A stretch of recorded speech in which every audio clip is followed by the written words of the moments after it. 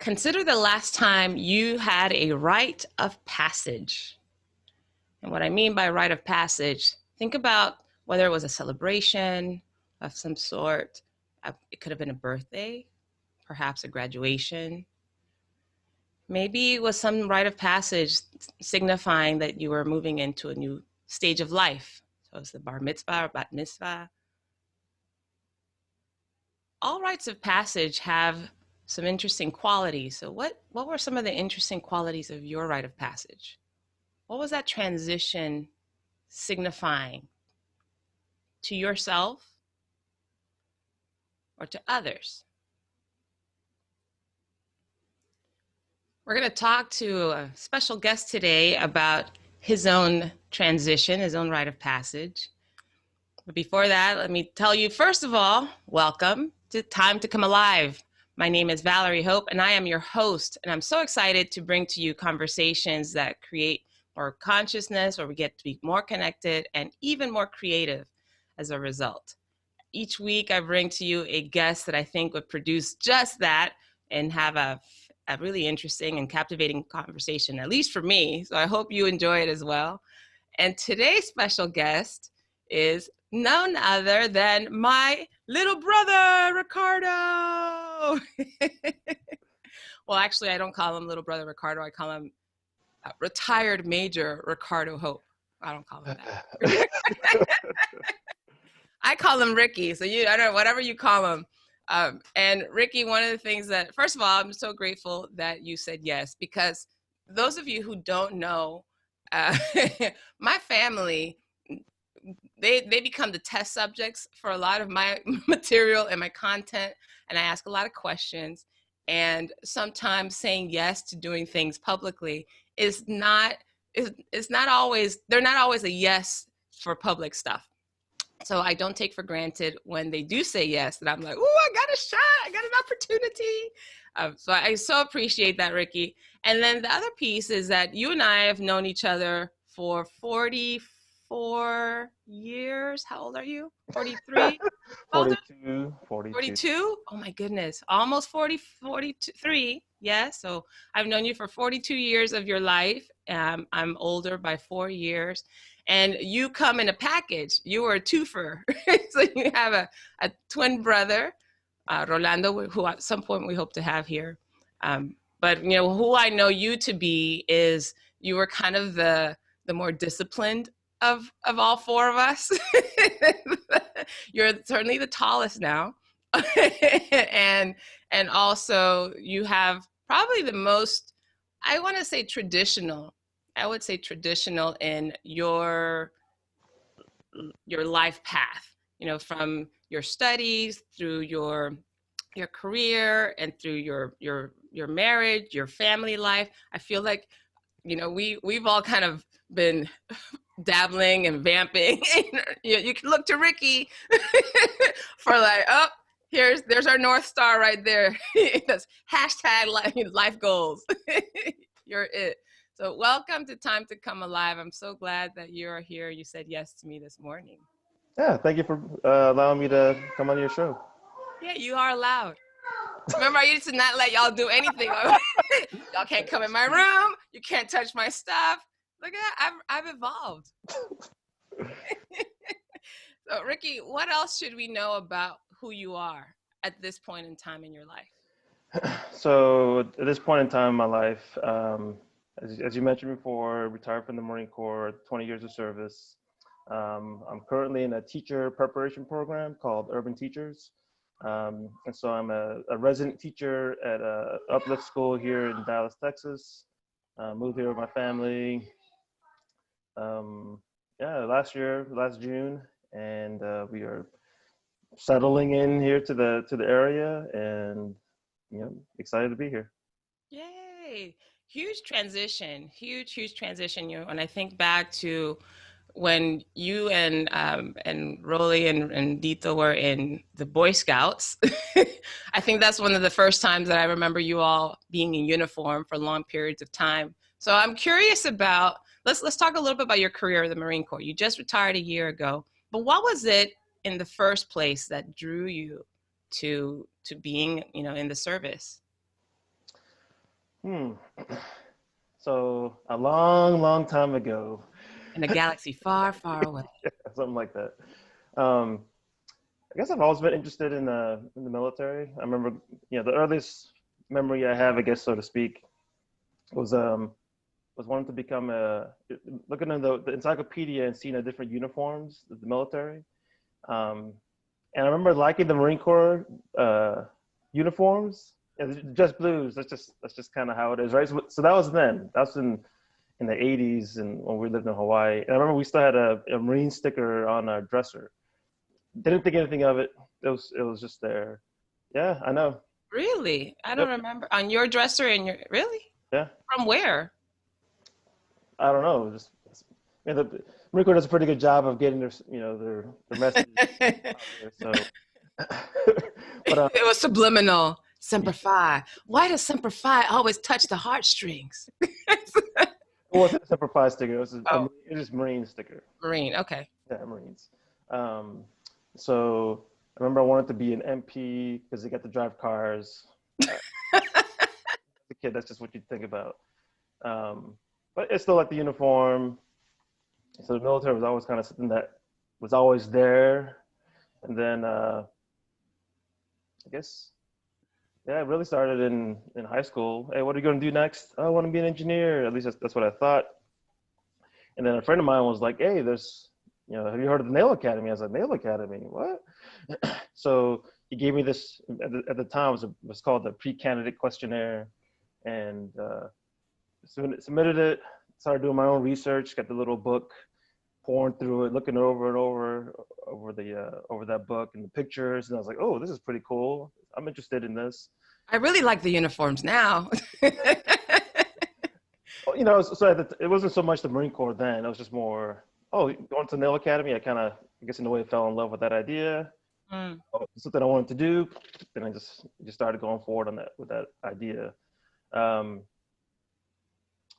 then at the Naval Academy, I just But kind of, wait. Time out. I'm sorry to interrupt, but you you make it sound like going to the Naval Academy is just like, yeah, I just had the questionnaire, filled it out, and went to the Naval. There's like a process yeah, it's a to process. get into the Naval Academy. Not just anybody gets in. So let's talk about that, shall we? Because I know. First, let me just put this out. Two things about you. You are one of the most humble people I know, and it's like your thing.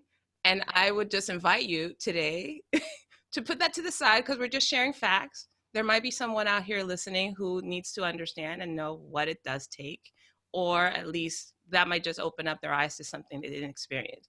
So just invite you to look at it from that perspective. So tell us, what did it take to get into the Naval Academy? All right, so like I said, there was the pre-candidate questionnaire. You send that, and at the time, everything's all hard copy. There was no online admissions process, so I'm sure it's a little different now than it was then. But either way, though, you got to submit an application process. I'm sure they send here are the requirements. Do you meet the criteria to continue with your admissions process? I guess the major muscle movements are there's recommendations from high school teachers. There was the medical physical, just to ensure that you're medically qualified for military service. I remember I had to get the physical fitness test, Mhm. like throwing a basketball and like a shuttle run and all sorts of things, and it gets timed and submitted. I remember doing that at the the Fort Rucker gym with remember Coach Whitehurst, No. Mr. Whitehurst. Anyway, so he's the one that did it for me. So that was a pretty big deal, and just yeah. And then the biggest piece was getting an appointment, not an appointment, the nomination. And since our dad was in the military, I qualified for a presidential nomination, and so I received a presidential nomination to attend the Naval Academy. If your parent isn't in the military, you can get a congressional nomination. But since I didn't have to worry about that, just went through the presidential route, and everything worked out. I just And, love that. I just did the presidential route. Who was the president at the time? so this is in Clinton. Was it Clinton? Right? Okay, got it. And it's funny you say all this because I I was in college at that point, and I don't remember any of this. I just remember being like, Ricky's going to the Naval Academy? What? I think my mom told us, or I don't know, maybe there was a phone call or something about it, or that you got in. I can't remember exactly what it was, but it was really like shocking. I'm like, I didn't even know that the military held that kind of appeal to you. And you mentioned that our father is a retired Army officer as well. So I'm curious, what, if any, what was that like? What influence did the daddy being in the Army have? I mean, I guess I was okay with the military lifestyle. Mm. Wearing uniforms, that kind of stuff. Wasn't like, oh, I don't want anyone telling me what to do. So as you know, I'm a little bit more disciplined than others in our family, I guess. And so I was comfortable with that. Shady, shady. Okay. I was comfortable with that, and that was it. That was it. Interesting. And I think all of us probably, no, I shouldn't say all of us. I did consider the military for like this long. Because you're right. Like, when you grow up in that, we immigrated from Panama. I was 9. You and Rolly were 4. Dito was 10. And so that's what we knew up through at least high school for me, and college really for you, and beyond now. So, okay. So you had to go through all the hoops that you needed to go through. You got your, you went the presidential route, and you got your presidential nomination to go into the Naval Academy. And so talk to us about, what was it that you were expecting, or what were you hoping to achieve by going to the Naval Academy? I know you wanted to study engineering, but what was it about going to the Naval Academy and studying, you doing your university studies, that what were you hoping for after that? I think the biggest thing was it was different, right? A lot of folks, as you know, they're in Ozark. We're going to Auburn, Alabama. It was for the most part relatively local in the within the state, um, and I was doing something different. No one else was going to the one of the academies. That was just a really, I thought that was just I like in a way I celebrated internally that it was different than a lot of choices that other people made. Mm. Yes, we were at the time. Our father was stationed. Daddy was stationed in Fort Rucker, Alabama, and we'd been there for 4 years, I guess, at the time. Yeah, because I graduated from high school there, and then went off to University of Alabama, and so did Dito. And then you, I guess you were, you guys obviously were home longer. Okay, so wanted to be something different. And what was it about being different that was important at the time? I don't know. Um, and in a way, that's kind of what that's what attracted me to the Marine Corps. The Marine Corps is all about being different, standing out in different ways, and just being. Uh, yeah, you hear the best of the best of the best. That's not necessarily my style, but just being just standing out in a way that was, again, not self-aggrandizing, but still recognized as, oh, wow, that's different. And so that's I approach a lot of things that way. Being different. Okay, we'll come back to that. But I want to talk about what it was like to be at the Naval Academy, just so that people have a flavor of what life there was like, and going there as a university student first and foremost, but also knowing that this would lead to a career in the military. So can you talk us through some of the highlights for you in being there? um, it was the best of times. It was the worst of times. It was tough. I remember the first night I was like, oh my goodness, what did I get myself into? Because people are yelling at you, and The first night. yeah, the first night, right? So I think it's probably a very similar experience that most people have when they go to military. Um, the initial onboarding for a military career. um, but there's no air conditioning in Bancroft Hall. That's the main dormitory where all midshipmen are housed. There's no air conditioning, so it's just hot. It's hot. You're sweaty. You're exercising and doing stuff, and it's like a whirlwind. You're just constantly doing stuff. Training, learning. It's all naval training. So completely outside of my comfort zone in terms of, grew up as an army, child of an army officer versus, doing all this Navy stuff. So that was different and, kind of cool and like, oh, this is neat. I knew how to swim, so that wasn't a concern. But now, we're going to be out on the Seven River sailing boats, and learning how to sail and learning how to, the different flags. And it was, again, very, very different than anything I've really ever done. And so that was, plebe summer. So plebe summer was tough, difficult, learned a lot, got into the academic year. That's where, that's when school really starts in terms of, you're working on your education. But the military stuff still continued. So you're balancing both things, your military stuff with your academic program. And that was really tough as well. And in high school, I didn't really have to study. I could or study very little. So I had really good habits in terms of how to study. And so when I got there, I thought, oh, big fish in a small pond in Alabama. I get there, I'm just like another fish with a bunch of other, sharks and groupers and, in a much bigger pond. We're all yelling at you. Yeah, yeah, right? So it's like all these different layers. And so like I struggled academically. I struggled academically. I also struggled physically because I didn't know how to exercise or work out. I was always healthy and in shape, but the expectation isn't just to be in shape, it's to be better, to be faster, to be stronger. And then how do you get there? That wasn't something that was at least in my wheelhouse at that time. So both academically and physically, I struggled initially, but then I just kind of had to overcome that and got better at it. Oh. Hey, we have a visitor. So just so you know, there's 5 of them that could potentially make an appearance. Yes.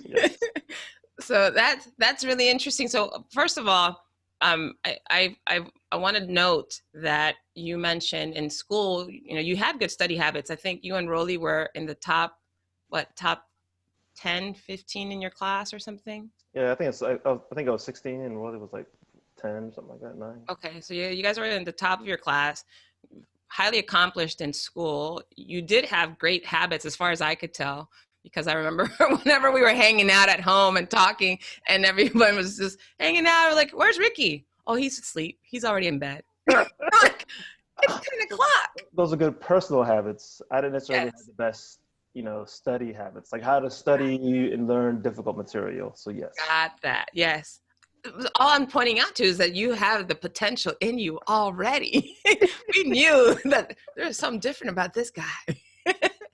All right. So talk us through when you were noticing. First of all, how did you notice that you were struggling physically in your physical fitness as well as in your studies? What was happening, or what conversations did you have that showed that, oh, I'm struggling here? Well, I mean, so plebe summer, that first summer, everyone else was like, running, taking off and running like jackrabbits. And I'm struggling. And it's just, I just didn't have the lung capacity like everyone else did. And, part of it is just comparison, right? Just like, hey, he or she's running much faster than I am. Wait a second, I thought I was fast, and I know you're not as fast as you thought you were. So there was, for at least physically, that was one piece of it. And then academically, it was, you started getting your grades. And I think everyone kind of goes through the same thing in college. More material, more, pressure, all those things are combining to make it, that first semester is, kind of difficult.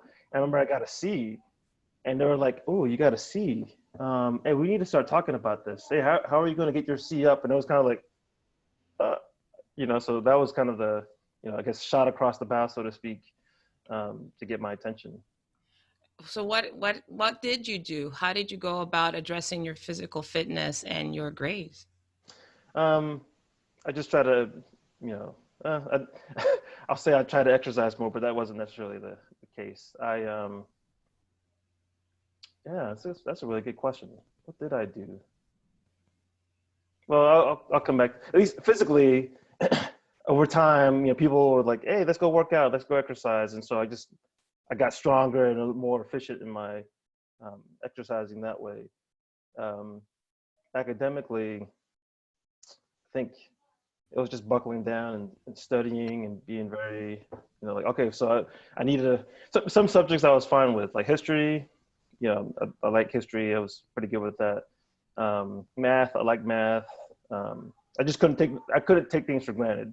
I couldn't like, oh, I'll study that later. I couldn't prioritize my military stuff over my academic stuff. It just kind of like, oh, I'll get to that. Now it's like, the military stuff, I need to kind of reprioritize my efforts in a different way. What do you mean by military stuff? So one of the things as a plebe, you have to. I don't want to give away all the little secrets. I know you're like you're under oath or something when you join the military. So what can you share? A couple of things you have to do as a freshman, as a plebe. You got to read 3 articles in the newspaper, and then be conversant enough to talk about them at your meal, right? So we have meals together. So for breakfast, upper class was like, "Hey, so what did you read this morning?" "Oh, you can't. There's no like taking things out. It's yeah, I read about this article, and then you got to talk about it. Be willing to, able to answer questions about it. And guess what? Everyone else probably read the same newspapers, so they probably read the same article or something similar, or they had specific knowledge about those things, and so you couldn't be like, oh, I'm going to throw something out there, and it's like, oh, well, I'll major in economics. That's not exactly, and now you're like, yeah, you're putting us in a bad spot. So that's just one piece of it. You have to memorize what the meals were for that day. So breakfast, lunch, and dinner. Here's what they're serving. You got to, so over time you're gaining knowledge on different ships' capabilities and weapons, characteristics. So just you're trying to learn all that stuff. Again, this is all new stuff to us or to me. Yeah. So you're trying to like learn all that stuff, be conversant about it, plus any of the professional qualification standards materials that they we're supposed to study and master. So you're learning all that stuff, but then you also have hey, you're going to school. You got to get a degree. So, those two things kind of go hand in hand.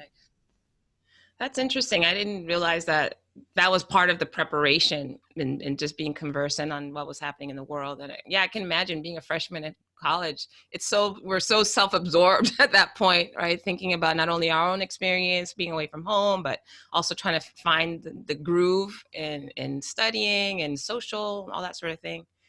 One thing I've been really curious about, because I think out of in all the 4 of us, if I had to rank us in terms of temperament, right? Just in terms of temperament, I would say Rolly is probably one of the most expressive. And then I think I come second. I would say you're third. And then Dito is like, chill. So when I think of you in the military environment where people are yelling and there seems to be this heightened sense of urgency for everything, at least in my imagination and the glimpses that I saw while I was there, although I know y'all put on a really good front, so everybody was dressed nice for those family weekends. No one was yelling and spitting or whatever. Everybody was on their best behavior. What was it like emotionally being in that environment? And how did you adapt in your temperament to what was happening or what you needed to do? I was fine. I mean, really, because military typically, especially as an officer, you want to be too hot, you don't want to be too cold, you want to be calm, cool, and collected, right? Smack dab in the middle, and so that was fine. I mean, if anything, I think my experience in the band growing up in high school, in the drum line and just being really stoic and focused, that made that part of the military stuff easy. I could sit there on a parade deck, on the parade field and drill formation and just stand there, and it didn't bother me. Right. And you were in the drum and bugle corps too. I was, yeah. All 4 years? All 4 years. The last year I was the drum and bugle corps commander. Okay. Yay, right on.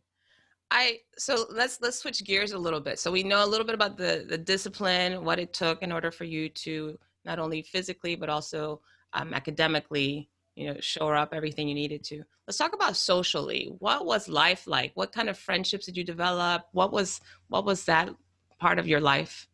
How did that part of your life develop while you were in the academy? Um, well, the cool thing about the academy, right? Everyone is you start from scratch, right? Um, I'm sure some people knew each other from their home states, but everyone gets thrown into the mix there, into your different companies and whatnot. Um, but you're all wearing uniforms, so there's everyone looks alike.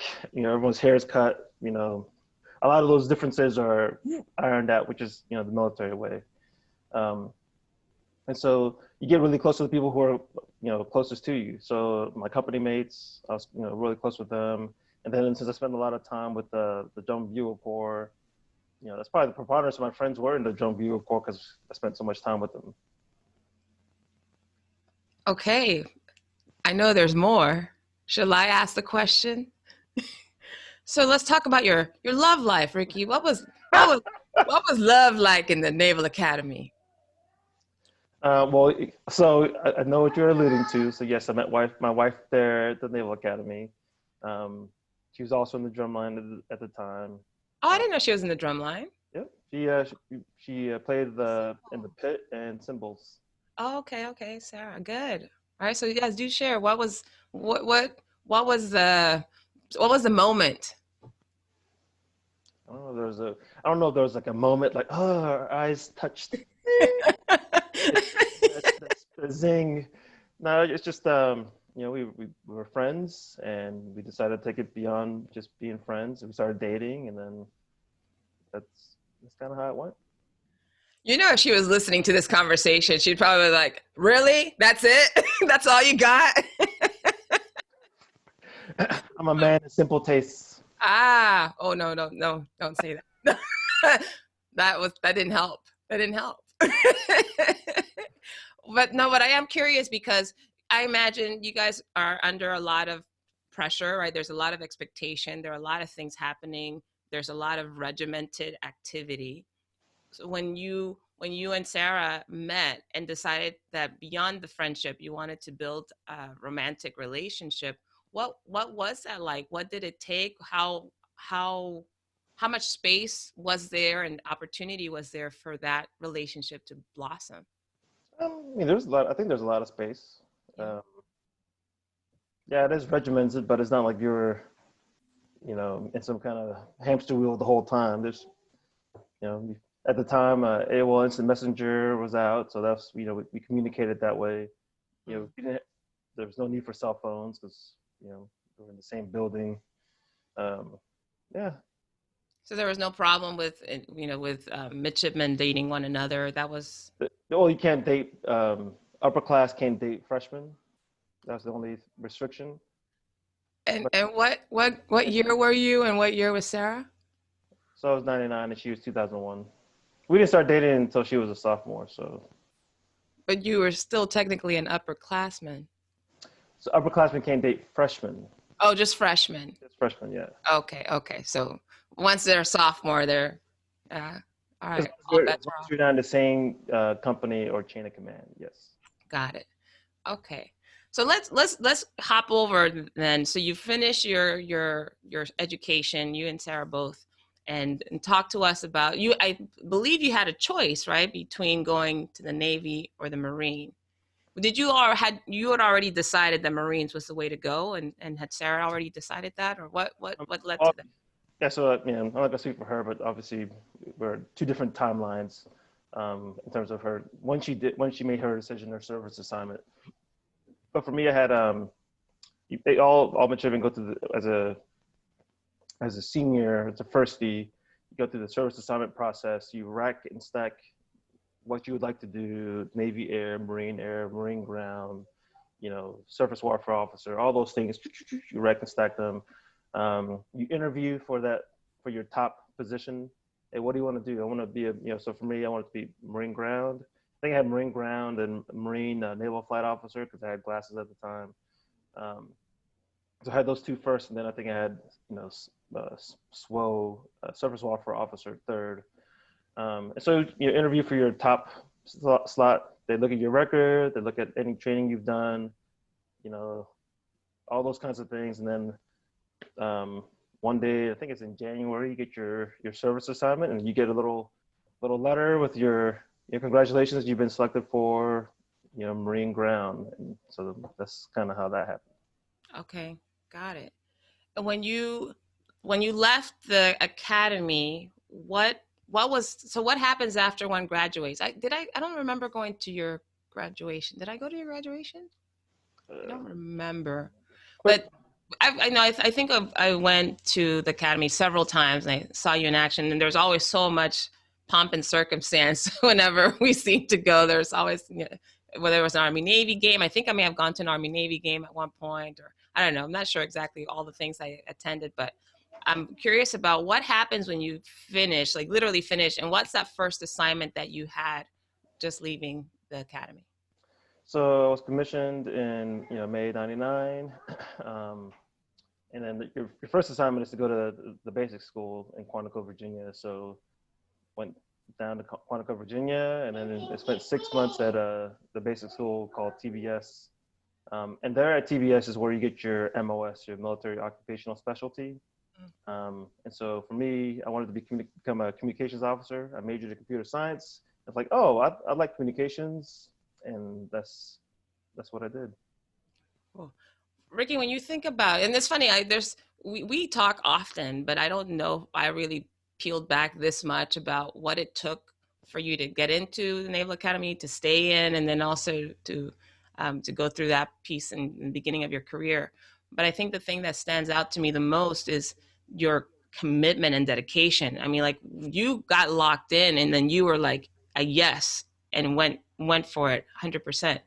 So talk to us a little bit about what were some of the highlights when you go back and you think about your 20-year career in the military, in the Marines. What were some of the highlights, that things that stood out for you on either end of the spectrum? I guess we could, to be technically correct, 20 plus, right? Because 20 plus. Naval Academy is considered, even though it doesn't go towards retirement or anything like that, it's still considered being part of the military. So I had a lot of cool experiences at the Naval Academy, awesome experiences as a Marine. And so just being, just going to my first platoon, the first check-in into the Marine, into my Marine unit was, an adventure itself. So that was, that was fun. Why was it an adventure? Of course, it's all looking back now, right? But it was I checked in, and but one second.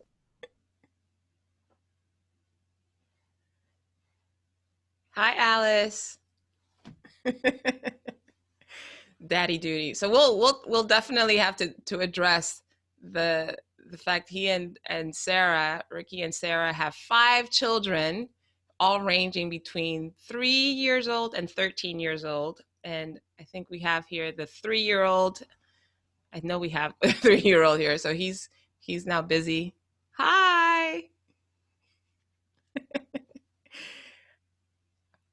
And Ricky, I know that you can hear me, and you probably but I'm curious about first of all, I want you to talk to us about this adventure that you had in that moment, but then and then I also want you to tell us a little bit about what point did you and Sarah decide how you were going to go about building a family? Because I think that's the other piece. Military life can be very time consuming, right? It's your heart and soul is in it completely. So I want to hear about that too. But finish telling us about this adventure that you experienced.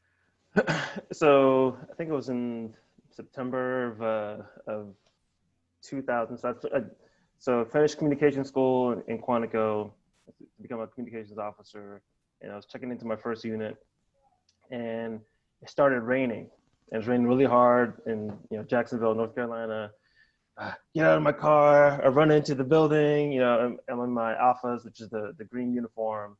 I finally get in, and I report to the commanding officer, and it was the wrong It was the wrong commanding officer. So I was checking into, that to be too, too much information, I guess, but it was all part of the same battalion, but the wrong company.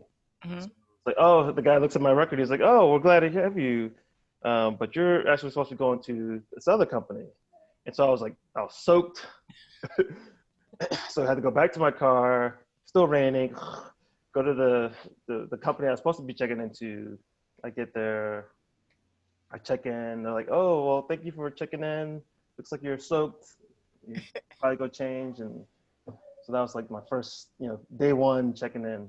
So But by this point, you're used to being soaking in the water anyway. I mean, you knew when you were going to the Naval Academy that that was going to be your life, yeah, water. yeah. So I guess I had the true amphibious check-in There process. you go, amphibious experience. So let's talk family life then. So what did that look like when Sarah graduated from the Naval Academy and you guys married, I believe, right after she graduated, Yep, 2001. Yep. 2001. Wow, fantastic! It's been 20 years, No, almost 19. 19 19. years. Yep. Okay, well, I didn't go to the Naval Academy. I didn't get a presidential nomination, so my math is not as sharp as yours. I'm not as technically oriented, but I'd love to hear more about what when you and Sarah talked about family. What did you guys have in mind? Well, we knew we wanted to have kids, so that was, I guess, in a way that was a given, and we were comfortable with four. She had four people, four brothers and sisters in her family. I had four of mine, so it's like, oh, four.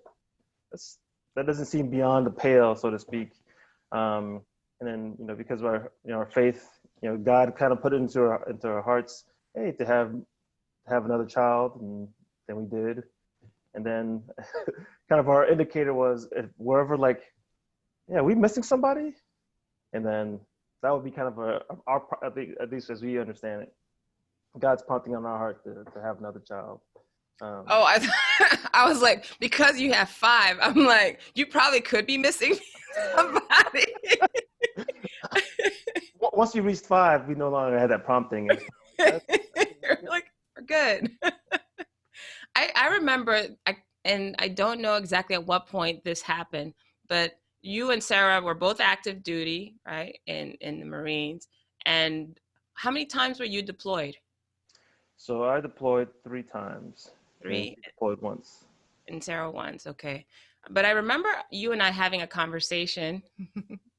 You and I having a conversation when about deployment because the chances that you and Sarah would be deployed at the same time were actually, Yeah. pretty high. Talk to me a little bit about what was happening during that time and what made that likelihood, what made that such a high likelihood.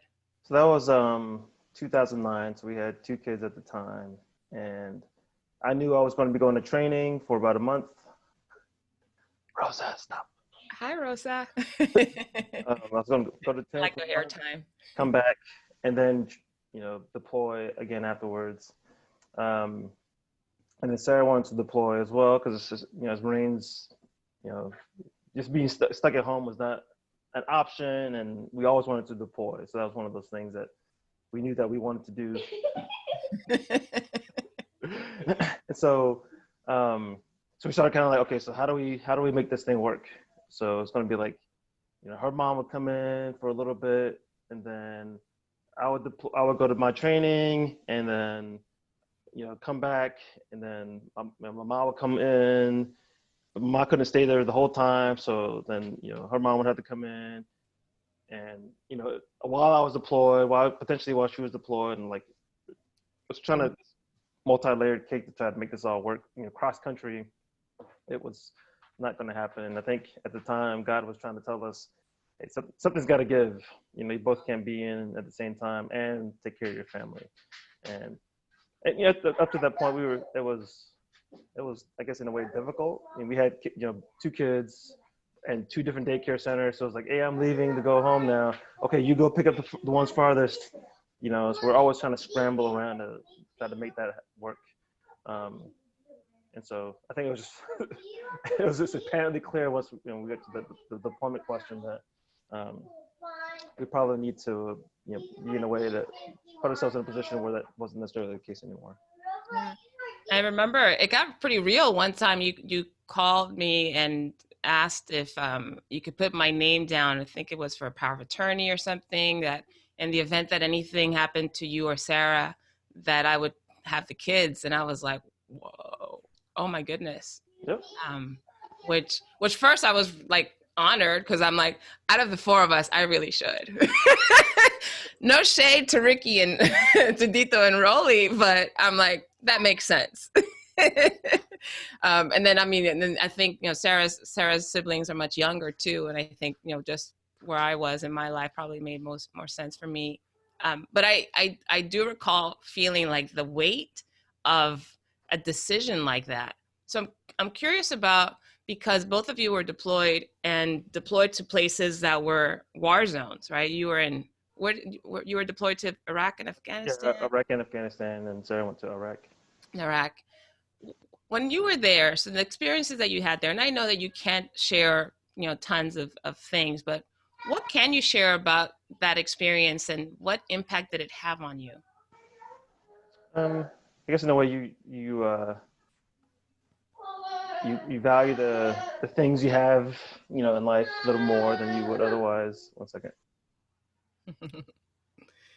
Like this is this is a moment to cherish for sure. It's been interesting to, we grew up with a military family. Clearly, our father was in the Army for 26, 27 years, I believe. And, growing up as a military brat, if you will, it's not unusual. You hear of parents always, being sent off. Our father was not deployed, but he did go to school quite often and for long periods of time. And at times he was stationed in other countries. And so we didn't see him. So I think that part in and of itself, just being away from family, I'm sure had to have its weight and challenge. But I'm curious about what was it what did deployments mean to you, and what impact did they have on you?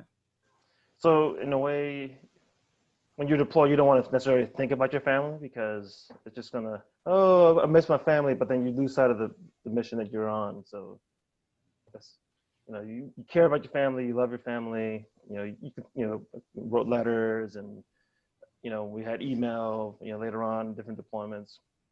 We're able to stay in contact that way, or via phone call.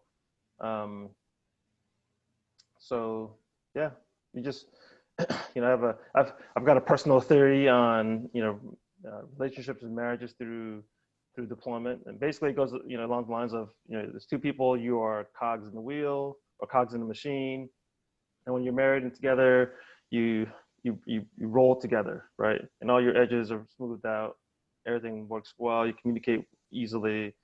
But when you deploy, you get pulled apart, right? However, you're still turning, and you have other gears, making edges and things, on you. And so when you come back, I still remember my first deployment. The biggest learning point for me was just it's called return to union. Mm-hmm. And all Marines, I'm assuming all services, but at least in my case, my experience, all Marines had to go through this training, or you get to learn how to be together again with your spouse. And so what I've learned is this does not just come together automatically. There's a very deliberate communication that needs to happen. Over 6 months, this has happened to me. Over 6 months, this has happened to you. How do we figure things out? Hey, I paid the bills while you were gone.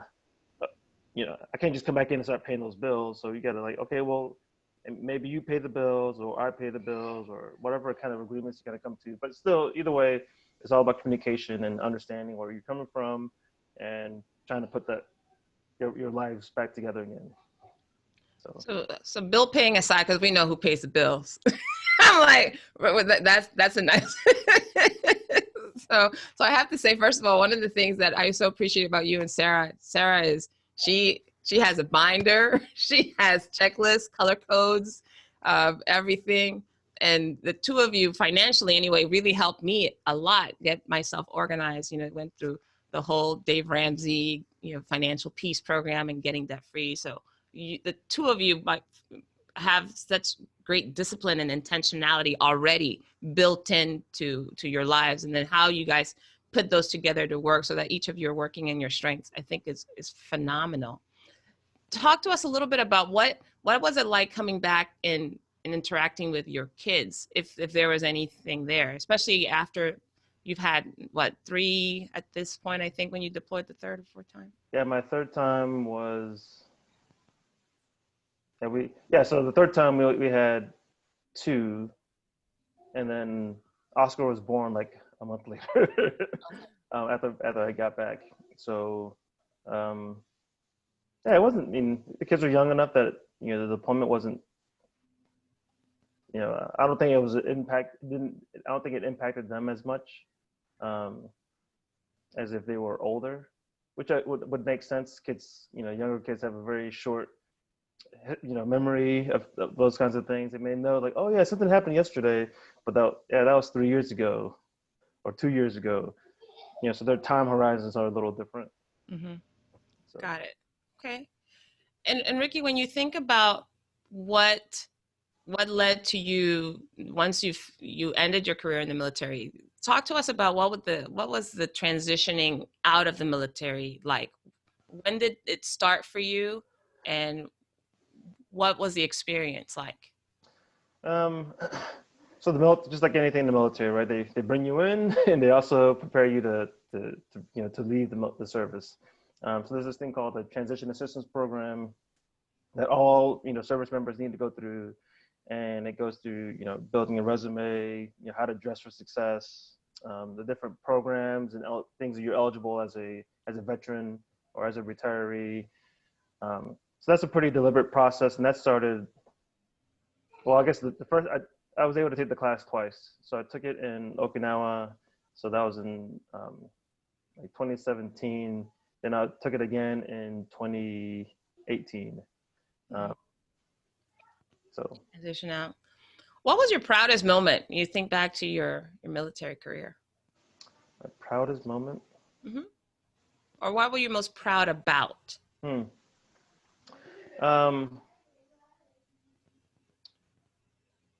I don't know if I just had like any like moment, like, oh, this is the proudest moment. I do remember after my first deployment, because that was when we, as OIF-1, there was no infrastructure. The people in your platoon and your battalion, this is all you have around you. That was really cool. And then when we came back, it was like, we were a really tight knit group.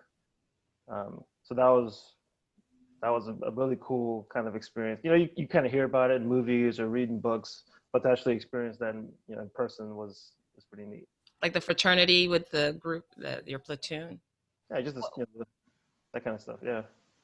What? So describe for us what was that fraternity like? Like, what was that relationship? What was it that made it so special and memorable to you? Well, there were no other distractions, right? There was, folks could write letters home, but that was it. Write a letter, you send it away, hopefully you get a response in a week, 2 weeks, a month, something like that. In fact, nothing was, nothing turned around that quickly anyways. And so the people around you were the only people you could depend on. And so just, either going through a sandstorm or just the, execution of combat operations, and just, living through that and hearing it and seeing, so, yeah. What was your longest deployment? How long? So the last deployment was the longest one. That was 10 months, or it's not 10 months. That was 6 months. 6 months. Yeah. Where? Afghanistan. Afghanistan for 6 months. Got it. Yeah, I remember you sent. I think you and I wrote letters too. I still have. Yeah, so letters. Yeah. Probably more so than my first deployment, and that because then we had email stuff for my second and third deployment. Yeah, I'd have to go back and look. But I'm really curious. I think one of the things you and I share, we talk often, and I just remember probably more. Dito and I were in the same university, so Dito and I shared that particular piece of life. Rolly has always been a little bit different. He's kind of the anomaly sometimes, and we didn't always connect until probably more so in the last 5, 10 years or so now than we had before. But I feel like you and I have always had some sort of regular communication. What do you attribute that to? I don't know. This is when you say like, oh, because you're like my only sister, and I feel. Let me hold on. Because you're my only sister, and I'm not saying this under duress. No. Like, It's paragraph 3, the highlight. Read the oh, highlight. she is the most bestest. You're silly. No, but I do appreciate. I think you and I've over time, even with the distance, I've pretty much visited you and the family. I think in every duty station you've had. So South Carolina, San Diego, Hawaii, Okinawa. I Yeah, I feel like we've kind of been. I've been one of those gears, I think, in the in the cog in the machine that I just come and go and come in. So I so appreciate that. But I think the biggest opportunity that we've had has been most recent. So over the last year and change, or actually a little over a year, imagine, because you were preparing for this transition, you have now moved to my backyard and Dito's backyard here in the Dallas area. So talk to us a bit about what had you leave once you left the military. What had you focus on this teacher program that you're now in? So let me, if I could take a little running start. So in Okinawa, Lucy had asked me to, come to a career day. Lucy, your My daughter, yeah. Come to career day, and your parent gets an opportunity to share what they do at work. And so I went, shared some stuff. I did a little activity, and kids liked it. And I was like, I think I'd like this. And Lucy was like, you should be a teacher. And I was like, oh, okay. And then, Sarah was like, yeah, I think you should be a teacher. And then I started thinking about it seriously. And it's like, I think that is something I'd like to do. And Sarah, kind of exposed me to the urban teacher program. Like, oh, here's a teacher prep program. And I looked at it, like, this sounds interesting. I like it. I mean, just like going to Naval Academy, like somebody just kind of exposed me to this opportunity. And I was like, I like that. And then just went through the process and got selected to it. And that's that. So what exactly is the program? What is it teaching you, and for how long are you in it? Okay, so it's called Urban Teachers. It's a program that with the intent to provide well qualified teachers to underserved communities. And right now it's only in 3 locations: DC, Baltimore, and Dallas. So it's a 4-year program. The first 2 years you're working on your master's degree from Johns Hopkins University in whatever your program of study, secondary math or secondary English language arts, and in my case, in elementary education. So you get your master's degree for those 2 years, and throughout the entire time, those 4 years, you're getting coached and mentored by veteran teachers and coaches to become a better and more effective teacher. Studies have shown that effective teachers throughout the life of a child have the effect, almost like a multiplicative effect to decrease that education gap between students. So that's kind of one of the things that Urban Teachers really focuses on. So for me, because I'm sure the next question you're going to ask is, well, why Urban Teachers? I like that it's a programmatic approach, right? So disciplined, structured approach. So again, something I'm used to and I like, and also like that it's an opportunity to make an impact on some Black and brown children that need effective teachers, and hopefully I can be part of that process. Yeah, especially as a male. But you already had a master's degree going into this, correct? What was your Yeah, original? I got a master's degree from Kansas State University in adult and continuing education. Okay.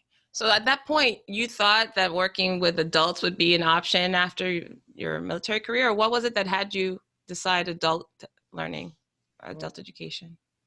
I think the thing that attracted me to that degree was, one, I could get it done within a year while I was there in Kansas for school. And secondly, there's a lot of tie-in back into the military because you're dealing with adults. A lot of things we did were training and education based. Um, so I was able to use some of those things in my career as a Marine officer. So that just made it a very nice fit.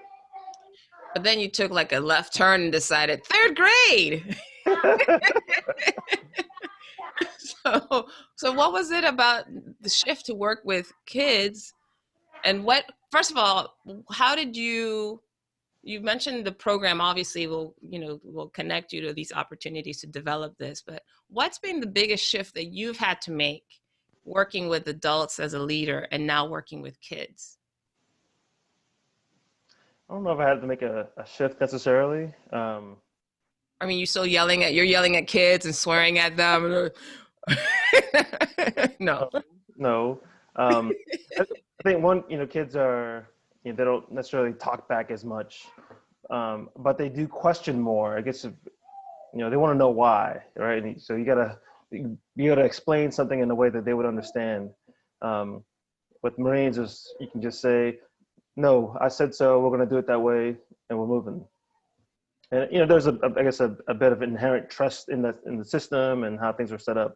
That okay, you're the CEO, you're the officer in charge. So okay, you have trust, faith, and confidence to go and do that.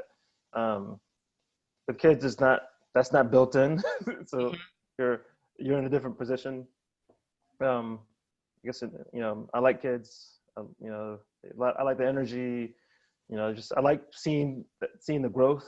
One of the things when you asked earlier about proud moments, um, and probably the proudest duty station I've been to is Paris Island as a Sears commander and company commander, and just seeing that 3 months, taking a civilian with long hair, bushy hair, whatever, and then at the end of that process, that 3 month process, seeing a United States Marine, that was awesome, right? The drill instructors did that, and I was proud and blessed to be part of that process. Um, and so in a similar fashion, it's kind of like, to be on the ground floor, so to speak, of somebody's educational career, that's awesome. Mm. If people would ask, well, why do you want to be an elementary school teacher? Why not college or high school? At least high school, right? Mhm. And I think, at least in my mind, middle schoolers and high schoolers are probably a little too set in their ways. Um, Mm. but you really see a lot of growth in elementary school. The child who can't read, but because of your effort, now they can read. That's huge, right? Mm. Um, so So you like the idea of being able to directly impact and transform lives and see and be able to be present for that transformation. Got it. Wow. So as we wrap up here, Ricky, one of the things that I just want to acknowledge you because you've been completely committed, I think, to living life in your terms. I think you found your piece of your neck of the woods that fit the best. You found a way to use your talent and your gift for not only engaging people in things that are interesting to them. I think you use that with your kids a lot. Like you really try to tap into who they are and what they're like. You build those just really powerful relationships with people.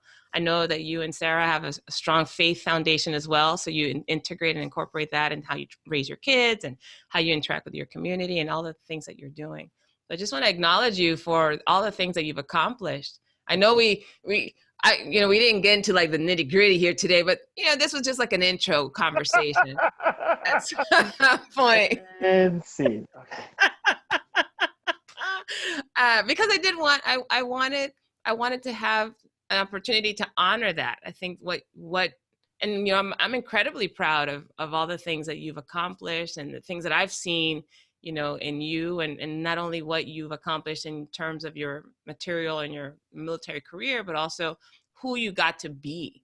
This scrawny, kind of quiet, kind of dorky. Yeah, I'm gonna say it. You Well, well, if I showed a before and after picture, you want to see transformation right here. But I think how you've been able to transform not only in terms of your growth and obviously physically and mentally and emotionally, but also in your wisdom. And I know I lean on you often for perspective. You're one of my people in my circle that I go to for advice. One of your consultants. It's okay. Yes. It's all right. Hey, embrace it. But as a grade school teacher, consultant fees are null and void. So I just want to acknowledge you for that, and I so appreciate how much I've had an opportunity to see you grow, and now with your kids here in our backyard, I get a chance to experience seeing them grow as well and have an impact, and that you've allowed me opportunity, throughout their lives and your lives to also be a part of it. So thank you for that. Oh, thank you. Yeah. As we close, what is one or two things that you're looking forward to most now, moving past, you're a year out of the military now and well on your way. We're obviously in the middle of a pandemic right now, so there's so many things up in the air. So if you had to point to a direction that you're looking forward to moving in, or some destination you're looking forward to arriving to, what would that be? So this I started coaching soccer with my son, and I like it. Maybe because you're an elementary school teacher, of course you'd like that kind of thing. But I think, we'll see how long I stay in this whole education, thing as a school teacher. But if it'd be great one day to be able to just be a coach and just coach kids. And again, just seeing that, hey, I don't know how to kick a soccer ball, and now I do. Now I can score. I don't know. I think I'd like to continue doing that kind of stuff. To continue to nurture kids in that capacity. Very cool. Well, I look forward to that. And, as your personal coach, I'm glad that I was able to inspire you in your career. Valerie inspired me to do the best at everything I did. To be the best. The best of the best. Yeah. You're nuts. No, but I love you. I so appreciate you in my life and what you bring to our family. And I think, it's gonna be fun. My hope and my intention is to bring you and Rolly, your twin, because we didn't even get a chance to talk about that. But I'm gonna save that for another conversation, because I do think that there's so many things the two of you could bring, and you have brought to not only our family, but also you can bring to others in your relationship and what you guys have been able to accomplish individually and collectively, and who you're here to be for each other and and the rest of our family too. Cool, Ricky. Thank you. Well, Valerie, thank you very much. I appreciate this opportunity to share just a little bit about who I am. This is man, that hurts. But I love you. But love you very much, and as you can see, the kids need some straightening up. Go work on their nurturing and growing and nurturing them right now. Nurture, all right. Well, thank you so much, Ricky, for being a guest on Time to Come Alive. Those of you who are here joining us today, thank you so much for listening in. Hey, stay tuned. If you can, go to my YouTube channel and connect to Joy and subscribe, and you will have notification letting you know when the next episode is live. And you will also if you could also go to timetocomealive.com, you can subscribe there and you can get this in your inbox and your email. So either way, we'd love to connect with you all so that you don't miss a single episode, and look forward to having even more mindful conversations, conscious, connected, and creative conversations with people I'm fascinated by.